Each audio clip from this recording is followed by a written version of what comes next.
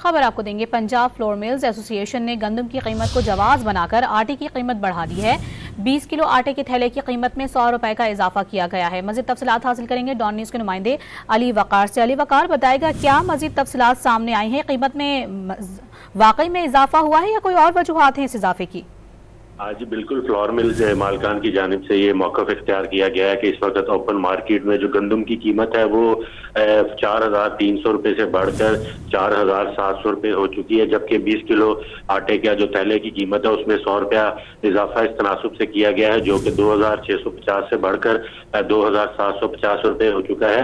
Open market کے جو dealers ہیں ان کا یہ کہنا ہے کہ گندم کی حکومت کی جانب سے جو اجراء ہے اس میں تاخیر کی وجہ سے مارکیٹ کی قیمتوں میں اضافہ ہوا ہے، جبکہ فلور مل مالکان کا یہ کہنا ہے کہ حکومت کی جانب سے ابھی تک جو سرکاری گندم کی قیمت ہے اس کا تعین کرنے کا نوٹیفیکیشن جاری نہیں کیا جا رہا، جس کی توقع یہ کی جا رہی ہے کہ 3,500 سے لے کر 3,900 روپے تک فی من گندم کی قیمت حکومت کی جانب سے مقرر کرنے کی توقع ہے۔